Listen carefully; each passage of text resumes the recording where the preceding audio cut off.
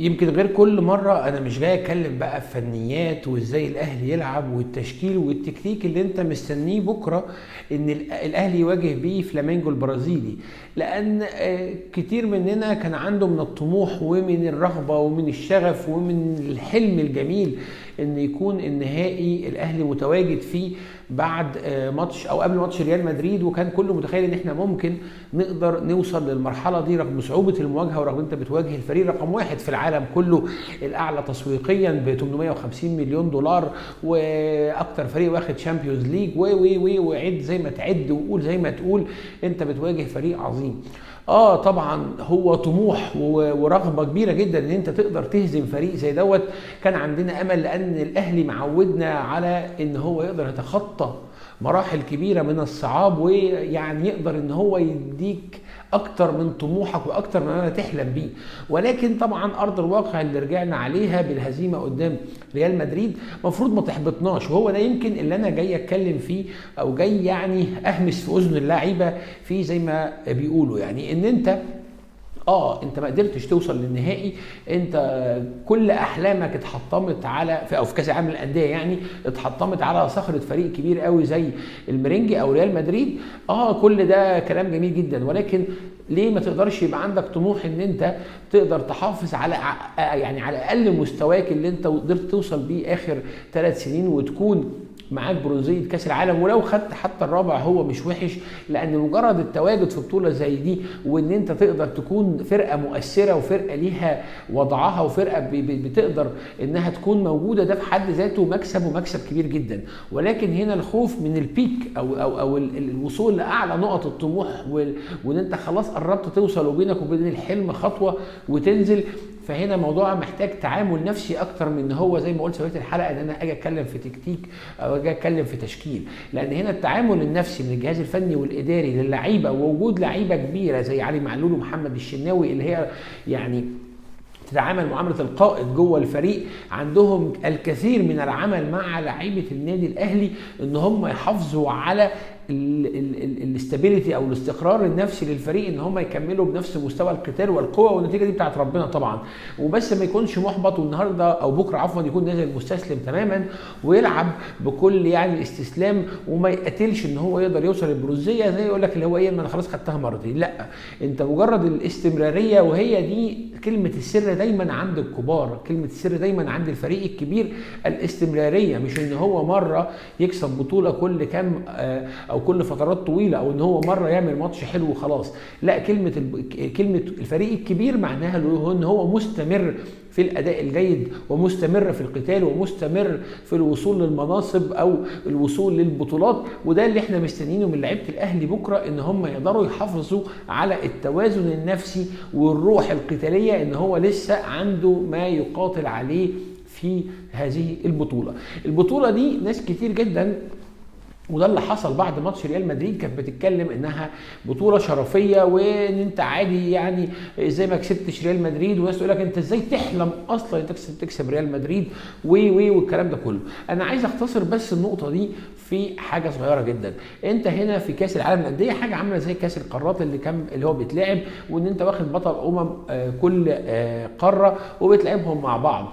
الفرق الوضع هنا بيتعامل مع قاره. يعني ايه قاره؟ يعني انت بتتكلم القاره نمره واحد في الكوره في العالم كله هي اوروبا، وليها امريكا الجنوبيه تساوي مع بعض، فرق قاره علت عن قاره، ده كله ما فيهوش اي مشكله خالص. فبالتالي لو استبعدت الاثنين دول وقعدت تفكر فيه ما بعد ذلك، انت عندك افريقيا واسيا وامريكا الشماليه، لو احتسبت يعني استراليا او اوقيانوسيا قاره، فبالتالي هنا الصراع دايما بتدور على ان انت تكون التوب في دول، وده حاصل بدل المره 2 و3. في مره حصلت زمان ايام مانويل جوزيه، لكن انت بتتكلم من اخر سنتين انت كنت توب على الفرق دي كلها. السنه اللي فاتت امريكا الشماليه واسيا، السنه اللي قبل اللي فاتت انت كنت توب على فريق امريكا الجنوبيه بالميراس لما كسبته بضربات الجزاء في البطوله اللي قبل اللي فاتت مع اللي في قطر. فانت المره دي عندك هذه الفرصه ان انت تقدر تبقى توب، ففكره ان انت تاخد مركز ثالث او انت تكون ضمن الاربعه دي في حد ذاتها نجاح. فكمل وحارب، لان انت لسه عندك خطوه تحافظ على نجاحك اللي انت عملته السنتين اللي فاتت، وانتوا عندكم من القدره ومن الشغف ومن الاصرار ومن التحدي ان انتوا توصلوا للي انتوا فيه ده. طيب نقطة تانية عايز اتكلم فيها، وهي اللعيبة اللي كتير من جمهور الاهلي يعني كان على هجوم عليها الفترة اللي فاتت بعد الماتش بتاع ريال مدريد بالذات، واخص بالذكر الاثنين محمد شريف ومحمد مجدي قفشه. ويعني يعني انا مش بدافع عن اللعيبه دي ولا عايز ادافع عنهم، بس للاسف انتوا اللي عملتوا في نفسكم كده كلعيبه، انت اللي ما اديتش الجمهور حقه، انت اللي ما قتلتش في الملعب، انت اللي شتت تفكيرك في حاجات تانية. ازاي شتت تفكيرك في حاجات تانية؟ لما نشوف لاعب زي محمد شريف هو المهاجم الاول عندك في الفرقه حاليا وراس الحربه الاساسي، بعد الماتش اللعيبه كلها حزنانه. ودي نقطه مهمه قوي عايز اتكلم عليها، فكره الحزن. احنا ما شفناش الحزن ده قدام بايرن ميونخ مثلا من سنتين. ليه؟ لان انت في ماتش بايرن ميونخ ما عملتش اللي عليك علشان تحزن، لكن انت فعلا في ماتش ريال مدريد انت عملت اللي عليك وقدرت تكون ند قوي جدا وحاولت، وفي الاخر ما قدرتش توصل للنتيجه. فكان طبيعي، واي لاعب عنده دم بيحزن حتى لو هو متغلب من فريق من الفضاء مش ريال مدريد، لان الهزيمه في عالم كره القدم هي مرفوضه تماما لاي واحد بيلعب في فرقه بتقدر توصل او بتحاول توصل دايما انها تكون على منصه البطولات. فبالتالي فكره ان انت ترمي اللعبه على انت ازاي تكسب ريال مدريد، لا انا عادي ممكن اكسب ريال مدريد، واي فرقه في الدنيا ممكن تكسب فريق كبير، بس يكون عندك من الاصرار والتحدي والشغف، ولازم تحزن. عشان كده لما اتكلم على محمد شريف اللي خرج من الماتش كان كله همه ان هو ياخد تيشيرت من ده ولا تيشيرت من ده، او فرحان بفكره ان هو بيواجه ريال مدريد. لا انا اسف يا كابتن محمد، ده مش ماتش ودي عشان تعمل الحته دي. وده اللي خلاك وجودك في الملعب كان زي قلته، ان انت وصل لك 3 أو 4 كور ما عرفتش تتعامل معاهم بشكل جيد كراس حربة رئيسي لفريق زي النادي الاهلي. محمد مجدي قفشه انا شخصيا بقيتش عارف هو فين مشكلته. محمد مجدي قفشه خدنا دعم كبير جدا من جمهور النادي الاهلي، ربنا كرمه كتير جدا في اهداف حاسمه قدرت انها تكون اهداف ليها صيت كبير جدا.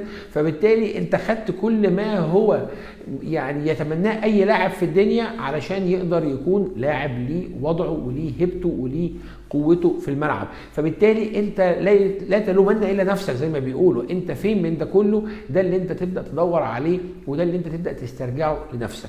فبالتالي الحته دي نقطه مهمه جدا في الاثنين اللعيبه دول اللي عايز اتكلم عليهم. ما دون الاثنين اللعيبه دول جميع لعيبه الاهلي كانوا رجاله، حاولوا. في ناس ما كانتش في يومها، في ناس ما كانتش مركزه، في ناس كانت مصابه، لان انا على يقين ان علي معلول كان مصاب، عمرو السوليه فعلا كان مصاب. دول اكتر اتنين احنا استأنا من ادائهم في الملعب بعد محمد شريف ومجدي قفشه، بس فعلا واضح ان هم كانوا مصابين. وكمان ديانج ياما فرح جمهور الاهلي وياما قدم اداءات قويه جدا، لكن اداؤه قدام ريال مدريد كان مخيب لينا كلنا جدا. ده تقدر ان هو تقول مخيب، تقدر تقول ان هو يعني داي اوت او اللي هو مش في يومه، ولكن كل دوت يعني لا يقارن باللي عمله محمد شريف ومجدي قفشه من الاستهتار واللامبالاه اللي احنا عمرنا ما تعودنا عليها في النادي الاهلي. فهو جرس انذار، لان جمهور الاهلي لا يرحم. الحاجة الأخيرة عايز أتكلم عليها النهاردة، وأنتوا مش متعودين عليا إن أنا أتكلم على فرق تانية أو ألوم فرق تانية، ولكن اللي حصل الأيام اللي فاتت هو اللي خلاني أتكلم على الهزيمة قدام شباب بلوزداد، هزيمة الزمالك قدام شباب بلوزداد النهاردة في افتتاح دوري المجموعات في بطولة أفريقيا. يعني كلمة في أذن جمهور الزمالك اللي أنا بحبه، يعني فكرة إن أنت فرحان يعني بهجوم رئيسك مرتضى منصور على النادي الاهلي، بان انت ماسك قصف جبهات من الاعلام بتاعك وقناه نادي الزمالك على النادي الاهلي، كل ده من ضمن اسباب هزيمتك. انت شايف ازاي ان انت يعني حاليا ما انتش قادر، يعني انت في اخر 11 ماتش كسبان ماتشين ومتعادل ماتشين ومغلوب 5 ولا 6، انا مش متذكر قوي الرقم، ولكن اللي عايز اقوله الله يكرمك، يعني بلاش تزود احتقان وتعصب، اعلام بيدور على المشاهده ولا رئيس نادي بيدور على الصوره.